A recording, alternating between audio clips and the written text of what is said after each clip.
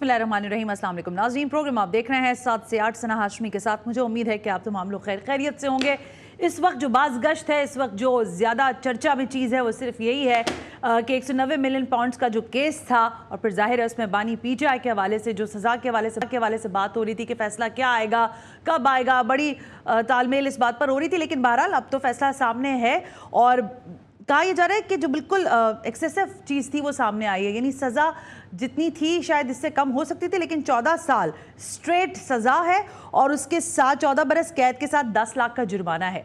और बानी पीटीआई की जो वाइफ हैं बुशरा बीबी, उनको 7 साल कैद की सज़ा दी गई है और उनके ऊपर जो जुर्माना लगा है वो लगभग 5 लाख का है।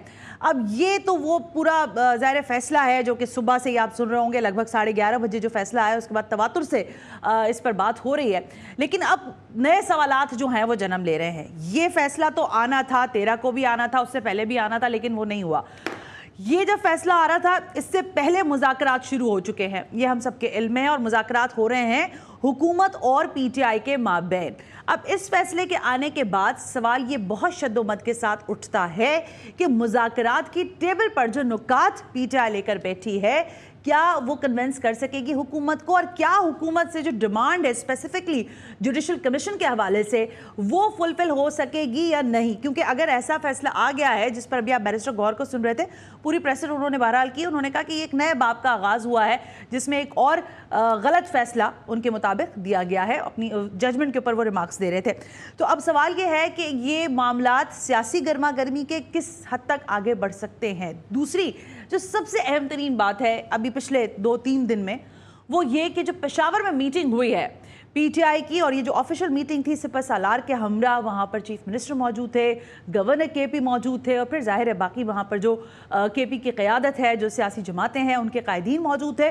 वो मुलाकात की जो बात है, एक तरफ डिनाइल था, फिर एक दफ़ा कहा गया कि नहीं हाँ हो गई है मुलाकात, फिर कहा गया नहीं अकेले नहीं हुई है। तो इन मुलाकातों ने भी कुछ नए सवालात को जन्म दिया है। आज इसी का अहाता करेंगे और ज़रा फैसले के बाद जो ये फैसला आ गया है इसकी लीगल अब मज़ीद हैसियत क्या है। यानी पाकिस्तान तहरीक इंसाफ के पास अब और कौन कौन से फोरम है जहाँ पर वो ये अपनी अपील दायर कर सकती है, और उसके बाद क्या नताइज सामने आ सकते हैं। इस पर बात करने के लिए इंपॉर्टेंट शख्सियात हैं जिनको आज हमने जहमत दी है।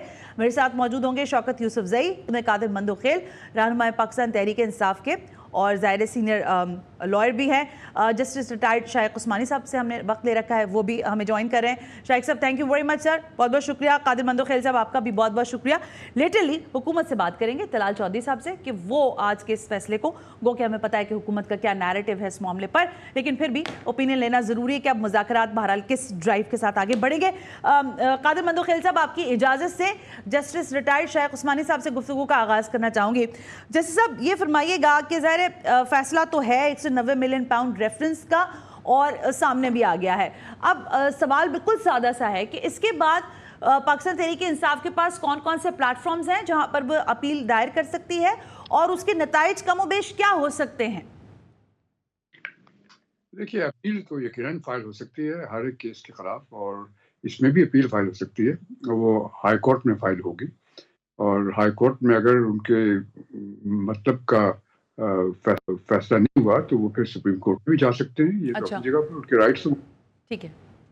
लेकिन इसमें इस केस के हवाले से बिलखुसूस शाइख उस्मानी साहब बताइएगा, क्या इसकी नज़ीर पाकिस्तान में इस तरह के और स्कैंडल्स भी हुए हैं? हमें पता है बहुत सारी करप्शन के केसेस भी हैं, इस तरह के मजीद केसेस भी क्या आपने देखी है माजी में, इस तरह के कोई केस की नज़ीर मिलती हो हमें, या ये पहला ऐसा केस है जो हमारे सामने आया है?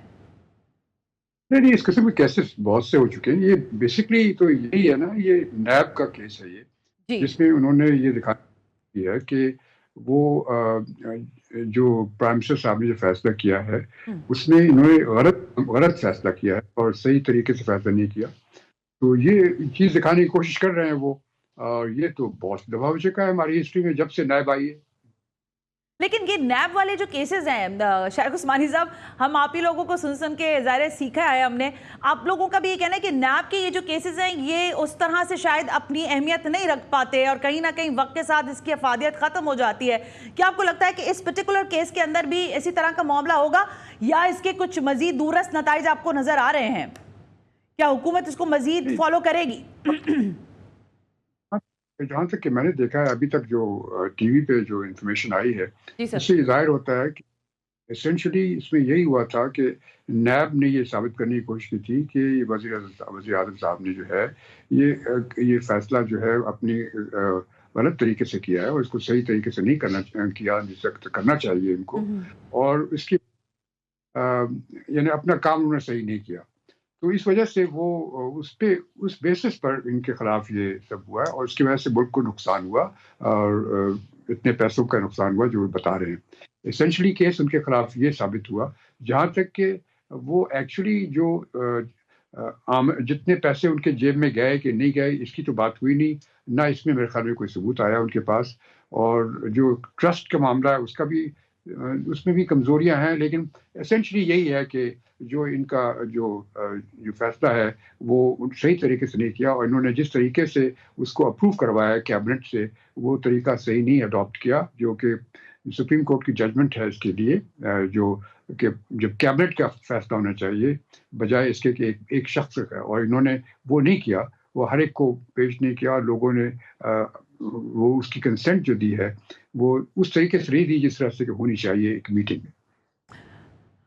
ठीक है शायद उस्मानी साहब, आपका पॉइंट है। मैं आती हूँ आपकी तरफ दोबारा, जरा शामिल गुफ्तगू करें कादिर मंदोखेल साहब से। कादिर मंदोखेल साहब, ज़ाहिर है आप तो इत्तेहादी हैं हुकूमत के, और क्योंकि अभी हुकूमत नहीं है इसलिए आप हुकूमत के हवाले से भी तर्जुमानी बताइए। ये जो फैसला आया है क्या यही मुतवक्के था आप लोगों के पास सामने भी कि इसी तरह का फैसला होगा, या आपको लग रहा था कि कुछ लचक का मुजाहरा हो सकेगा?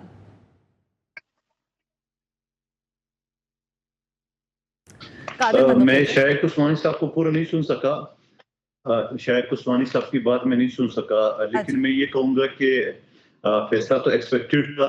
अच्छा। और खुद पीटीआई के लोगों ने ये रहनुमा थे, उनने तो ये कहा है कि ये जज बड़ा अच्छा जज है और हमारे खिलाफ भी अगर फैसला देते हैं तो हम अपील जरूर करेंगे, मगर जज के खिलाफ बात नहीं करेंगे। तो ये सारी बातें तो रिकॉर्ड का हिस्सा है। और फिर जो फैसला 14 साल की है तो उसकी मैक्सिमम जो पनिशमेंट थी वो 14 साल थी, तो यकीनन मैक्सिमम वो है। और 35 गवाह चल चुके हैं, तो 35 गवाह में तो यकीनन कुछ न कुछ तो बोला होगा। और फैसला मेरे सामने पड़ा हुआ है, मैंने पढ़ा उसमें, और उसमें कोर्ट ये कहता है कि कोई गवाह को यानी इसको शेक नहीं कर सके, यानी इसको हिला नहीं सके इनकी जो वकला है। तो जाहिर बात है फिर इसके बाद ये भी सवाल पैदा होता है कि जो वेरिया टाउन के जो पैसे थे, जहां अमेरिकन बरतानिया की एजेंसी एनसीए ने जो 190 मिलियन के हवाले से उनको ये कहा कि गैर कानूनी तरीके से, फिर उन्हें हुकूमत ने जो उस वक्त पीटीआई की हुकूमत थी उन्होंने काबीना से बंद लिफाफे में जो पास करा है। तो ये भी एक सवाल है कि बंद लिफाफे में ये अगर पास होता है तो मेरे हिसाब से ये तो फिर काबीना के मेंबरान के ऊपर भी होता है कि उन्होंने आंख बंद करके उसको बंद लिफाफे को पास क्यों किए। फिर उस वक्त की पीटीआई हुकूमत ने जो अकाउंट दिए हुकूमत पाकिस्तान के अकाउंट के बजाय सुप्रीम कोर्ट का अकाउंट, ये भी एक सवालिया निशान है।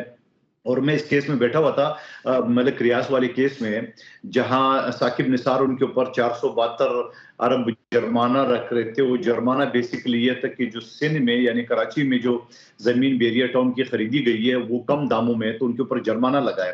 तो ये फिर उसके बाद फिर अब अगला सवाल ये आता है कि चलो सही है, एक तो सुप्रीम कोर्ट के पैसों में एडजस्ट कराना और फिर उसके बाद वो पैसे सिंध को न मिलना। और फिर जो है वो 458 केनाल जो अल कादर यूनिवर्सिटी का शाम ट्रस्ट के नाम से जो उन्होंने खरीदी है, वो किसने खरीदी है, पैसे किसने दिए, 28 करोड़ के अखराजात थे वो किसने दिए, वो हीरोइन की अंगूठियां वो क्यों तलब की जा रही थी। तो ये सारे सवाल तो ऐसे है ना कि ये जवाब तो पीटीआई के किसी आदमी के पास नहीं है। न सिर्फ उनके पास सिर्फ इतने सवाल है कि चूंकि हम हुजूर सल्लल्लाहु अलैहि वसल्लम के ऊपर जिंदगी के ऊपर ये इल्म दे थे, चूंकि एक रूहानी था, चूंकि ये था। तो भाई अगर मैं खुदा न खास्ता बैंक में डकैती करूं और उस डकैती के पैसों से मैं मस्जिद तामीर करूं और खुद पेशमाम बन जाऊं और आपको शायद उस्मानी साहब और शौकत यूसुफजी साहब को कि आप मेरे पीछे नमाज पढ़ ले क्योंकि अब मैं पेशमाम बन गया, तो ये तो नहीं हो सकता है ना। ठीक हो गया। कादिर मंदोखेल साहब, आपका पॉइंट आ गया इस पर। जस्टिस रिटायर्ड शायद उस्मानी साहब, सवाल ये भी है शायद कि इस वक्त ज़ाहिर है अब ये हुकूमती तहवील में चली गई है यूनिवर्सिटी जो है अल कादिर ट्रस्ट। आप क्या समझते हैं कि सरकारी तहवील में जाने के से पहले भी जो इसके हवाले से अबहाम थे कि यूनिवर्सिटी का वजूद ही नहीं है, ये तो कहीं है ही नहीं और शायद इसमें कोई स्टूडेंट्स भी नहीं पढ़ते और बाकी सारा कुछ, अब जब ये सारा प्रोसीजर ये जो सारे एविडेंस हैं वो सामने दोबारा इकट्ठे होते हैं, ज़ाहिर है पाकिस्तान तहरीक इंसाफ अपील में ज़रूर जाएगी, जैसे आपने कहा कि हाई कोर्ट में जाएगी, जाएगी, तो क्या इन एविडेंस को भी रेफर किया जाएगा, या फिर ये जो 190 मिलियन पाउंड्स की जिस तरह से ट्रांजेक्शन हुई है इलीगल, जैसे अभी कादिर मंदोखेल साहब ने कहा कि वो पाकिस्तान के बैंक अकाउंट में नहीं आए, जो ज़ाहिर स्टेट का अकाउंट था, क्या इन रेफरेंसेस को दोबारा कोट करने की कोशिश की जाएगी, या ये एक और, जैसे हुकूमत तो कह रही थी और खासकर के फैसल वोडा कहते रहे कि ये ओपन शट केस है, आपने काबीना से एक ऐसा फैसला करवाया जिसके बारे में काबीना लाइल थी, तो फिर वो सारी कैबिनेट भी आपको लगता है कि वो भी मोर्द इल्जाम ठहराई जानी चाहिए या नहीं? नहीं, देखिए यहाँ पे जो मैंने कह दिया था कि मेन इशू जिसपे कि फैसला हुआ है, अच्छा, वो ये है जो जिस तरीके प्राइम मिनिस्टर को फैसला करना चाहिए वो उन्होंने उस तरीके से नहीं किया और उसमें कमी हुई और उसकी वजह से मुल्क को नुकसान हुआ। ये मेन इशू ये था। लेकिन जैसे साहब कतई कलामी की माफी, आप जवाब मुकम्मल कीजिएगा, लेकिन जो इसके मेन कैरेक्टर हैं यानी शहजाद अकबर साहब, जो कि मुल्क में मौजूद नहीं है, उन्होंने ये सारी कम्युनिकेशन की है, वो तो इस पूरे चैप्टर में कहीं नहीं है। जुल्फी बुखारी साहब का भी नाम है। आपकी बात नहीं सुनी क्या? आपने कहा? मैंने कहा सर ये सारा जो प्रोसीजर किया उस वक्त के वजीर आजम ने, ये कंडक्ट जो किया, वो एक साहब शहजाद अकबर साहब थे जो कि मुसलसल आपको पता है प्रेशर किया करते थे, इसके साथ ये हो गया, इसके साथ वो हो गया, वही ये मुसवदा लेकर आए थे, उन्होंने ये सिग्नेचर कराया था, लेकिन इस पूरे सिनारियो में वो कहीं नहीं है, वो मुल्क से फरार हैं। देखिए उससे ताल्लुक नहीं। यहाँ पे देखिए हुआ ये था कि एक जजमेंट आई थी सुप्रीम कोर्ट में बहुत कुछ अर्से पहले, और उसको ये उस जमाने में चीफ जस्टिस जो थे साकिब साहब, वो उस वक्त चीफ जस्टिस थे, उन्होंने ये फैसला दिया था कि पहले तो ये होता था कि प्राइम मिनिस्टर सारे फैसले खुद करता था, जो हुकूमत के फैसले होते प्राइम मिनिस्टर करता था। उन्होंने ये कहा था कि ये है और ये एक ज्वाइंट कलेक्टिव फैसला होना चाहिए सारी कैबिनेट का। अच्छा। और कैबिनेट तो वो फैसला हुकूमत को होगा। तो यहाँ पे जो हुआ आपने देखा, जो सीन बताया गया है, जो प्रोसीजर अडॉप्ट किया गया वो गलत था। जी, जो उसको बंद लिफाफे में दिखा दिया, उन्होंने कहा कि ये है और ये आया है फैसला के अंदर और ये पैसे आए हैं, और इसको उन्होंने फैसला दे दिया कि इसको हम जो है ट्रांसफर कर रहे हैं इनके अकाउंट में। तो चूंकि कोर्ट में वो उनके पैसे वहाँ पे जमा थे, तो जब उन्होंने ये कर दिया फैसला, तो बात असल में यहाँ पे ये है कि ये कलेक्टिव कैबिनेट का फैसला था कि नहीं, और जो जहाँ नैब है वो इस नतीजे पे पहुंची कि कलेक्टिव फैसला नहीं था। इस वजह से ये इमरान खान साहब जो मोर्द इल्जाम ठहराए गए। लेकिन अब शेख उस्मानी साहब सवाल फिर ये उभर, ठीक है ये बात तो हमें समझ आ गई और आप बता भी रहे हैं, अब लीगली क्या आप समझते हैं कि कितनी खलासी हो सकेगी? देखिए अपील दायर करना हक होता है, फिर अपील पर ज़ाहिर है वहाँ पर भी इजरा होगी, चीज़ें होंगी, वहाँ पर भी एविडेंस पेश किए जाएंगे। ये किस हद तक इनको खलासी दे देगा इस मामले से, क्योंकि 14 साल की कैद कोई छोटी बात नहीं है, इसमें कमी आएगी, या आप समझते हैं कि ये मामला इतना संगीन ही है जिसके रिपरकशंस बहरहाल बानी पीटीआई को अब नजर आ ही रहे हैं और उसको भुगतना भी पड़ेगा? देखिए इससे जो नुकसान हुआ है मुल्क को, इतने ज्यादा पैसों का नुकसान हुआ है, और ये किसी की गलत काम करने से नुकसान हुआ, अपना काम सही नहीं करने की वजह से नुकसान हुआ, यहाँ तक कि उसका एक्चुअल, और जो अगर आप उसके केस में खुद देखें तो जो ये आरएमपी ट्रस्ट जो बनाया गया था, चाहे उसके जो भी इरादे हों, लेकिन बात यह है कि ट्रस्ट मौजूद था ही नहीं, वो बाद में बना, और बनना उसके बाद फिर वो जिस तरह अभी साहब ने कहा, मंडोखेल साहब ने शायद कहा था कि अगर आपने डाका डाल करके पैसा कमाया और उस पैसे को आपने किसी खैराती काम में डाल दिया, तो वो काम वो डाके डालने के वाला पैसा जो है वो हलाल नहीं हो सकता। कोई चोरी करे तो वो हलाल नहीं हो सकता। तो ये चीज़ ये है कि पैसा जो था वो जब आपने उसको गलत पैसा था, आपने उसको एक अच्छे काम के लिए इस्तेमाल किया, तो उससे कोई फर्क नहीं पड़ता, जिस आदमी ने किया उसको सजा तो मिलनी ही मिलनी है। मतलब ये मैक्सिमम जो सजा मिली है ये जस्टिफाई है शाइख उस्मानी साहब, इन अदर वर्ड्स अगर मैं पूछूं तो? ये अब देखना यही है कि ये जो जब जजमेंट पढ़ी जाएगी तो उसमें पता चलेगा कि ये जो किस तरीके से अप्रूवल हुआ था, कैबिनेट ने किस तरीके से अप्रूव किया था। अभी तक तो हमने वीडियोस देखे थे जो टीवी पे, लेकिन अब देखना जो एविडेंस आई थी उसके बाद फिर देखना पड़ेगा, उसको एग्जामिन करना पड़ेगा, उसके बाद पता चलेगा कि ये कहना सही है कि नहीं, कि ये कैबिनेट का फैसला नहीं था। Well thank you very much. Justice retired Shaikh Usmani clearly कह रहे हैं कि ये देखना पड़ेगा, जजमेंट को एक दफ़ा पूरा रीड आउट करते हैं किस तरह से इस पूरे मामले को ज़ाहिर देखभाल कर सज़ा सुनाई गई है, लेकिन इसकी अपील के बाद भी क्या ये सज़ा जो है ये कायम रहेगी या इसमें कुछ रद्दोबदल या कमी बेशी हो सकती है। कादिर मंदोखेल साहब मेरे साथ ही मौजूद हैं, लेटरली ज्वाइन करेंगे हमें शौकत यूसुफजई। लेकिन ज़रा पूछना यह है कि मुज़ाकरात का जो मामला है ये कहाँ तक पहुँचा है और इसमें अब क्या कुछ रमक बाकी रह गई राइट आफ्टर दिस ब्रेक।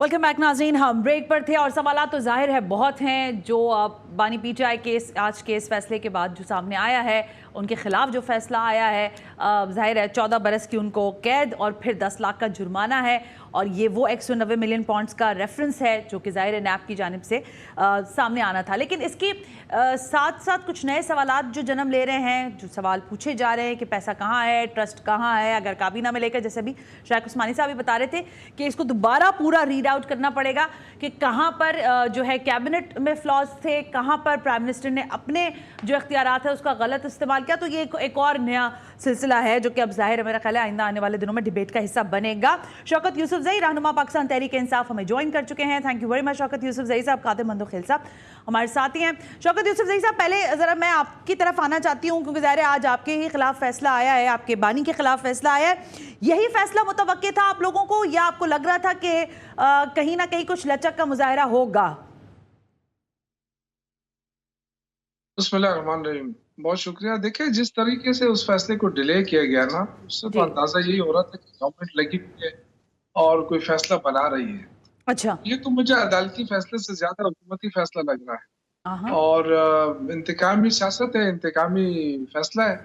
इसमें कोई जो आपने इस पूरे केस में आप देखें कि बहुत सारे लोग थे जो इसमें थे, या तो पूरी कैबिनेट में, अगर आप कहते हैं कि कैबिनेट का डिसीजन गलत था, ये तो डिसीजन तो कैबिनेट का था ना। अच्छा। तो फिर तो पूरी कैबिनेट को लेना चाहिए था। इसी तरह जो और लोग थे इसमें, उनको कहाँ ट्रायल किया गया?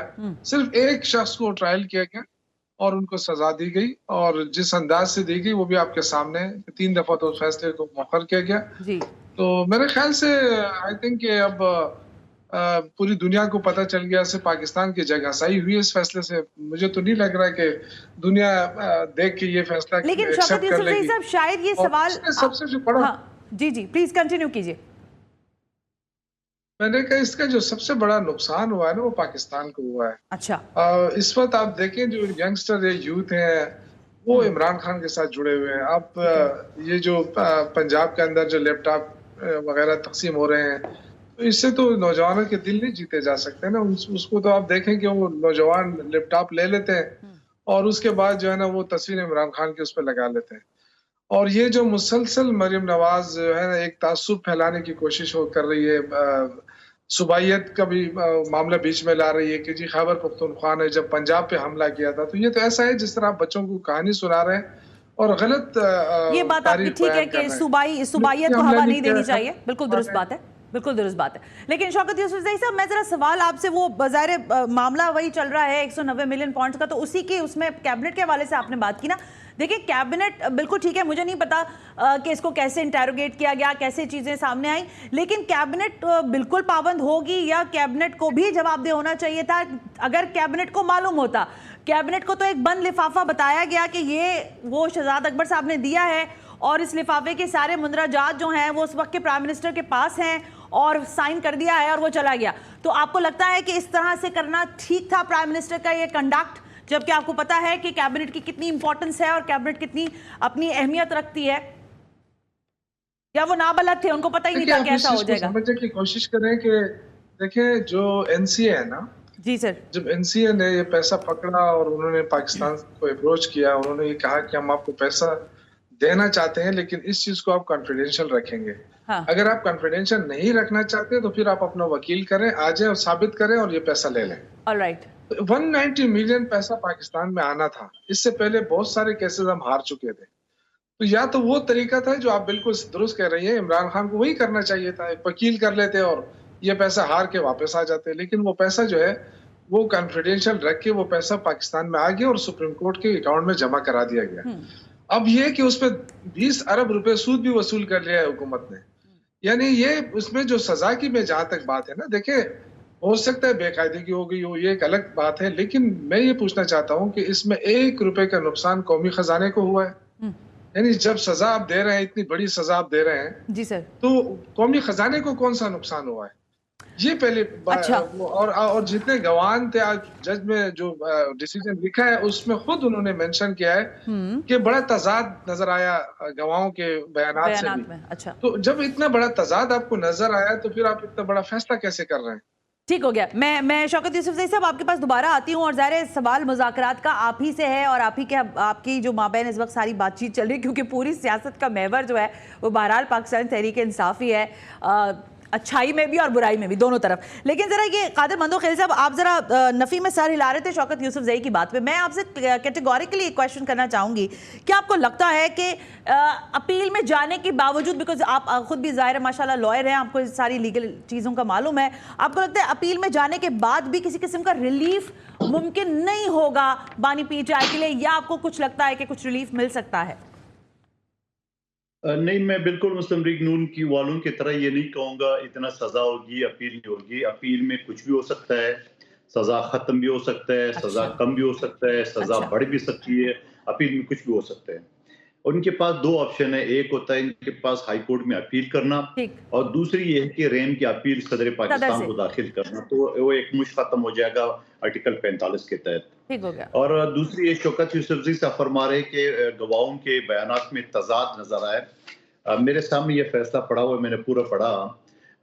जज ने तो ये कहा है कि गवाहों के बयानात में कोई तजाद ही नहीं है, कोई उनकी वकील उसको हिला ही नहीं सके, यानी शेक नहीं कर सके, जिसको हम लीगल लैंग्वेज में हम कहते हैं। तो तजाद कैसे है? वो तो कह रहे कोर्ट की भाई गवाहों को तोड़ दी, मतलब तोड़ दी मुराद उसको हिला नहीं सके ताकि बयानात में एक जिस वजह से मैक्सिमम। दूसरी बात, मैं पीटीआई को बिल्कुल इस चीज का क्रेडिट देता हूँ कि वो जो कहते थे खान साहब और पीटीआई वाले कि हम लूटा हुआ पैसा पाकिस्तान का वापस लाएंगे। ये अलग बात है कि लूटा हुआ पैसा ये तो लाए, मगर खुद ही यहाँ बैठ के लूटा, वो एक अलग बात है, एक नई दास्तान है। और फिर साथ साथ रियासत मदीना का नारे लगाने वाले शौकत यूसुफजई साहब की पार्टी, वो कहते हैं 20 अरब जो है ना सूद भी ले लिए, तो ये भी रियासत मदीना के दावेदारों के हमने देखा कि सूद भी वसूल कर लिए। और फिर मैं देखो सिंपल सा सवाल है, मैं शौकत यूसुफजई साहब के सामने रखता हूँ। एनसीए ने मलिक रियाज के पैसे पकड़े कि आपने 190 मिलियन कहां से लाए। अब वो हुकूमत पाकिस्तान से रब्ता किए, हुकूमत पाकिस्तान ने सुप्रीम कोर्ट का अकाउंट क्यों दिया? हुकूमत पाकिस्तान ने अपना अकाउंट क्यों नहीं दिया? सुप्रीम कोर्ट से अलग अदारा है, अकाउंट नंबर 1 कहलाता है हुकूमत पाकिस्तान को, वो क्यों नहीं दिए? सुप्रीम कोर्ट का फैसला वो क्यों नहीं? क्योंकि इस वजह से कि सुप्रीम कोर्ट ने फैसला दिए मलिक रियाज के ऊपर 472 अरब रुपए में उस केस में बैठा हुआ था। 472 अरब जो सिंध की जमीन, कराची की जमीन वो बहुत मशहूर ज़माना केस है। बिल्कुल ठीक कह रहे हैं आप, बिल्कुल ठीक है। उसके बाद अगला जुमला मुकम्मल करने थे मुझे। अगली बात ये कि चलो ये दोनों केस एक तरफ रख ले। अब जो शाम ट्रस्ट है, जिस अलकादर यूनिवर्सिटी बना रहे थे, उसकी 458 केनाल जमीन के पैसे किसने दिए और उसके ऊपर 28 करोड़ के जो अखराजात है वो किसने दिए? वो हीरोन की अंगूठियों को जो डिमांड थी कमीशन के तौर पे, वो एक अलग है। तो सिंपल सा सवाल है, पैसे कहां से आ गए, कंस्ट्रक्शन कहां से लिए, जमीन कहां से खरीदी है, और फिर आप मजहबी टच दे रहे हो। ठीक है, मैं आज अलकादिर ट्रस्ट के जो डायरेक्टर हैं कादिर मंदोखेल साहब, अलकादिर ट्रस्ट के जो डायरेक्टर हैं, उनका बयान छपा हुआ है मुख्तलिफ जगहों पर, आप लोग भी देख सकते हैं। वो कह रहे हैं कि आज भी जो ट्रस्ट है उसके मामलात उसी सारे पैसे से चल रहे हैं जो उस वक्त के प्राइम मिनिस्टर ने इंगेज करके दिए थे। अभी कोई नए फंड जो हैं वो जनरेट नहीं हुए हैं। शौकत यूसुफजई साहब, मैं जरा डिबेट को आगे लेके जाना चाहूंगी। आपने मुज़ाकरात शुरू किए हुकूमत के साथ 23 दिसंबर 2024 से। 23 दिसंबर को पहला दौर होता है, दूसरा दौर शुरू होता है 2 जनवरी 2025 को, और तीसरा दौर यानी कि कल ही है 16 जनवरी 2025 को हुआ है। ये कि इन तीनों दौर में से आपने अभी तक क्या असर्ट किया है हुकूमत से? हुकूमत को कितनी अपनी बातों पर आपने कन्विंस किया है?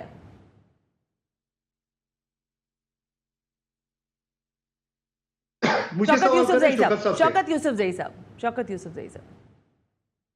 किस हवाले से? सर मैं कह रही हूँ आपने मुज़ाकरात किए ना हुकूमत से, तो हुकूमत को आपने किन बातों पर अभी तक कायल किया कि भाई ये हमारे नुकात आ गए, आखिर में ड्राफ्ट भी चला गया, तो अब आपको लगता है हुकूमत किसी कन्विंसिंग पोजीशन पर है आपके साथ मुज़ाकरात में?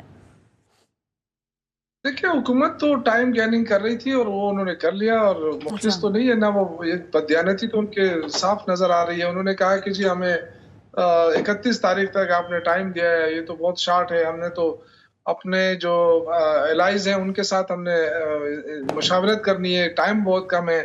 और आपने देखा कि जो ही हमने रिटर्न उनको दिए, हालांकि वो जो 2 मुतालबे थे वो तो बड़े अरसे से सबको जबानी याद आ गए थे, लेकिन फिर भी हमने रिटर्न दे दिया उनको। ठीक है। और वो सारे वाकयात उसमें बयान करके 2 ही मुतालबे किए हमने।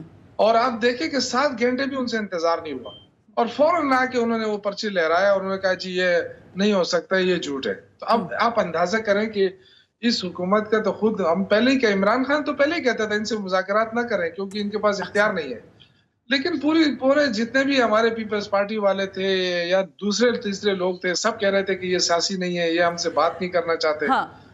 तो एक हुकूमत एक किस्म की एक्सपोज हो गई है। लेकिन हमने तो बातचीत कर ली, मुझे ब्रेक का कहा जा रहा है, लेकिन मैं ब्रेक आगे लेती हूँ, थोड़ा सा ब्रेक आगे कर दे। शौकत यूसुफजई साहब, जब आप ये बात कह रहे हैं ना, तो इसी में फिर ये सवाल भी उठता है कि जो अभी रीसेंट मुलाकात हुई है सिपा सालार के साथ, जिसमें बैरिस्टर गौर पहले तो डिनाइल में ही रहे कि नहीं हुई, फिर बहरहाल वो आमादा हो गए, लेकिन कहने का मकसद ये है कि उसमें भी जो बातचीत करने का मामला है, उन्होंने वो रेफर आपको सियासी जमातों की तरफ ही किया, यानी हुकूमत की तरफ ही किया।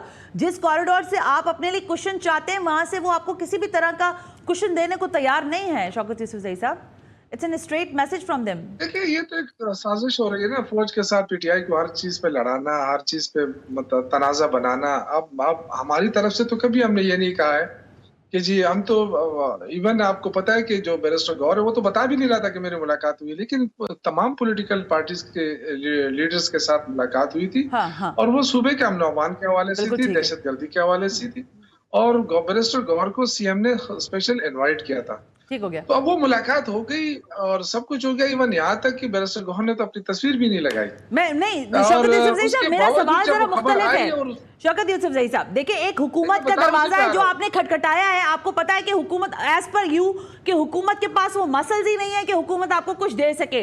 जो दूसरी आपकी मुलाकात हुई, जिसको आपने डिलाइन में रखा, फिर आपने मान लिया, वहां से भी आपको, I am sorry, I am using the word, लेकिन एक शटअप ही मिला कि भाई हमसे बात ना करें, उधर बात करें जिधर बात करनी है। तो आपके लिए तो सारे दरवाजे बंद ही हुए ना फिर, इन अदर वे। देखिए सना, ऐसा है कि पहली बात तो ये कि हमने कभी भी उनसे ये बात की नहीं है। ऑलराइट। ये तो देखे ना, पहले तो मीडिया में, ठीक है, मीडिया ने खुद अपने तौर पे वो किया। मैंने आपसे कहा ना कि एक किस्म का तनाजा बनाने की कोशिश हो रही है कि जी ये एक अच्छी बात थी जब आर्मी चीफ मौजूद थे और पीटीआई के लोग मिले हैं, ये अच्छी बात थी। क्योंकि फौज तो हमारी फौज है ना। बिल्कुल ठीक है। इस वक्त देखें, दहशतगर्दी के खिलाफ जंग हो रही है खैबर पख्तूनख्वा में और बलूचिस्तान में, तो हम कैसे पीछे हट सकते हैं? गवर्नमेंट है और जाहिर है लड़ना फौज ने। ये अच्छा पॉइंट आपने कहा शौकत यूसुफजई साहब, आपके जवाब के साथ मैं ब्रेक ले लेती हूं। जो मुलाकात होती है उसमें इतनी मिर्च लगी है गवर्नमेंट को, इतना ज्यादा तशवीश हुई उनको कि वो 7 घंटे भी इंतजार नहीं कर सके। एक मुलाकात ये ने, तो ये नहीं हो सकता, ये नहीं हो सकता। बिल्कुल ठीक है। वैसे ये सही कह रहे हैं आप किसी हद तक। एक मुलाकात जो है, इनको पता था, ये कोई नई बात तो नहीं थी कि हमने कोई नई फरिश्त उनके हवाले की, ठीक हो गया, सिर्फ रिटर्न दिया था ना, बाकी चीजें तो वही थी। मैं आ रही हूँ शौकत यूसुफजई साहब, ब्रेक ले रही हूँ। कादिर मंदोखेल साहब से भी जवाब लेंगे। एक जो है वो फसाने में बदली है, और फसाना जो है वो इस हद तक बदल गया है, अब आगे बात इतनी बढ़ गई है उसकी कि मुलाकात जो है वो सिर्फ मुलाकात तक ही है, उसमें मुज़ाकरात का कोई एलिमेंट अभी तक नहीं दिखाई दे रहा। हुकूमत की अगली चाल क्या होगी और पाकिस्तान तहरीक इंसाफ के लिए अगली मंजिल क्या हो सकती है, राइट आफ्टर दिस ब्रेक।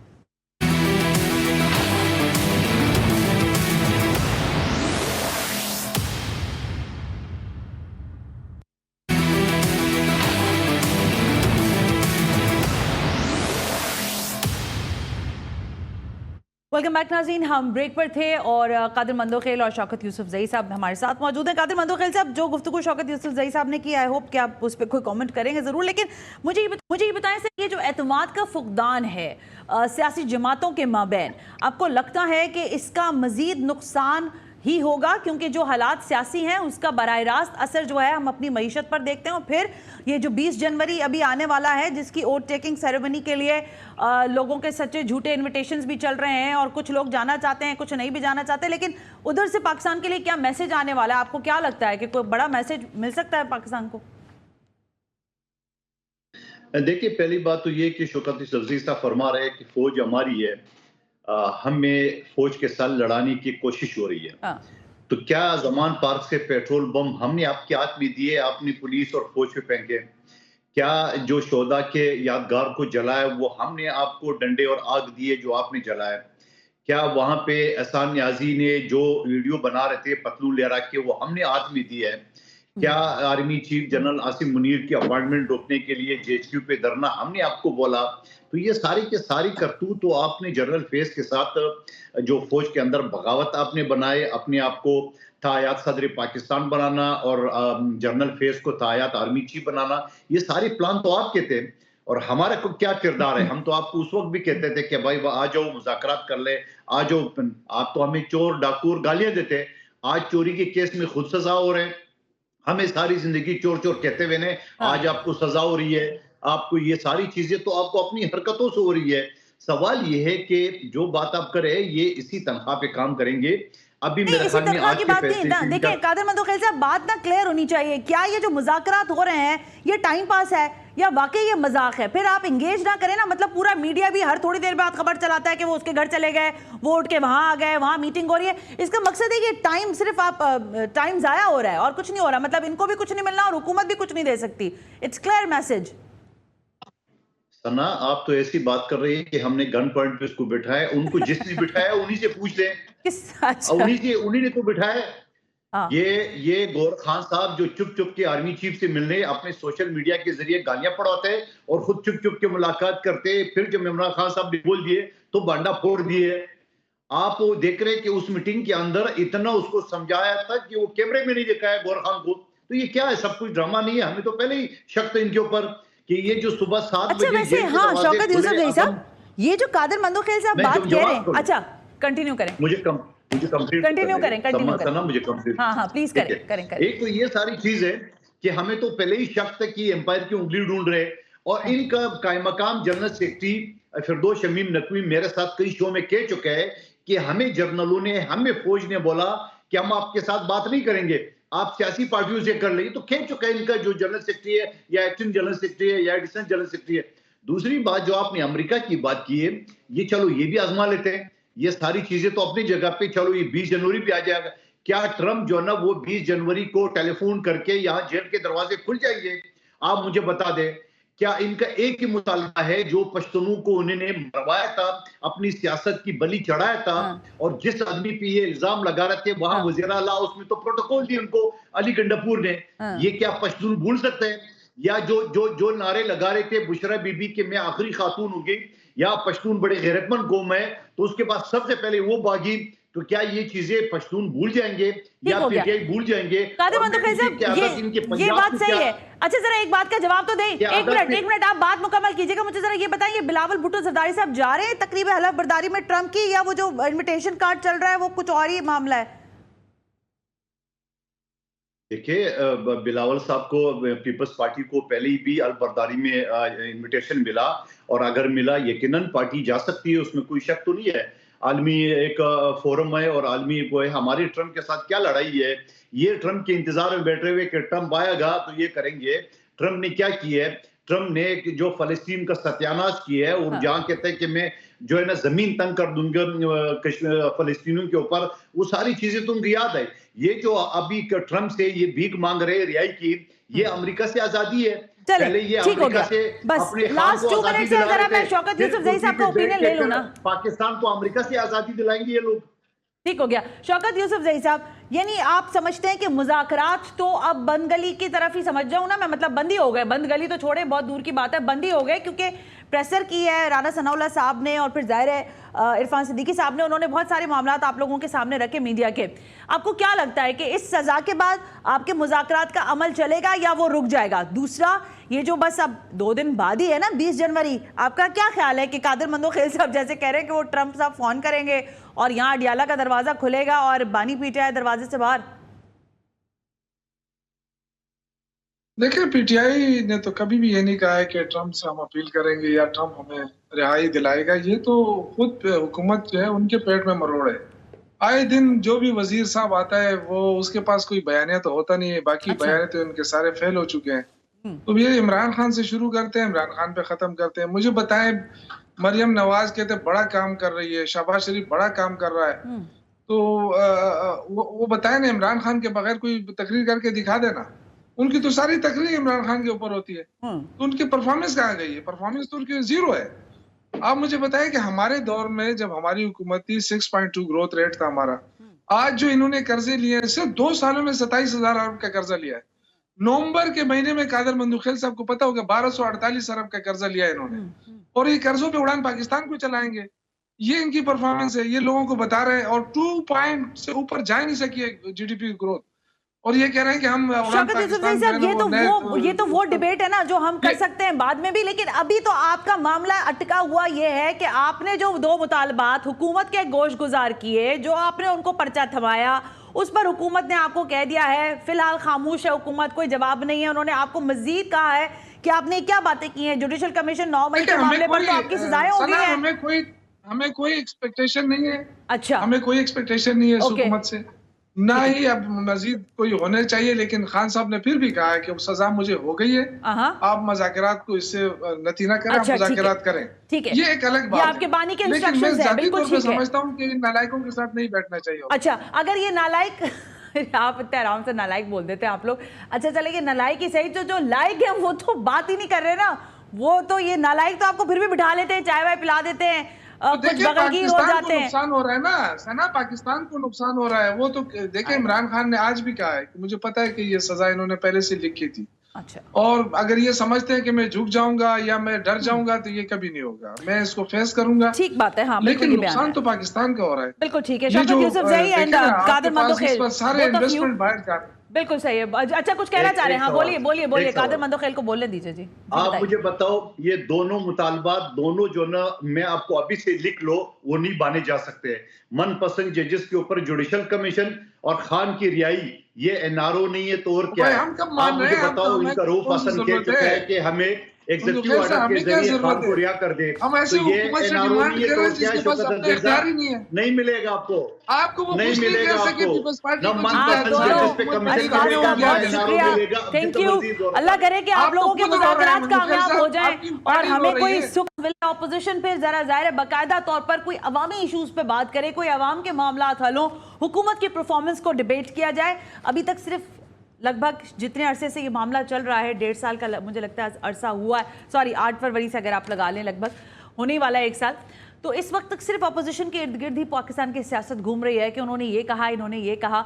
असल में जो ग्राउंड रियलिटीज़ हैं, जो गवर्नमेंट के ऊपर क्वेश्चंस होने चाहिए, जो अपोजिशन को चीज़ें रेज करनी चाहिए, वो मामला बहुत कहीं पीछे रह गए। आज के प्रोग्राम से सना हाशमी को इजाज़त दीजिए। अल्लाह हाफिज़।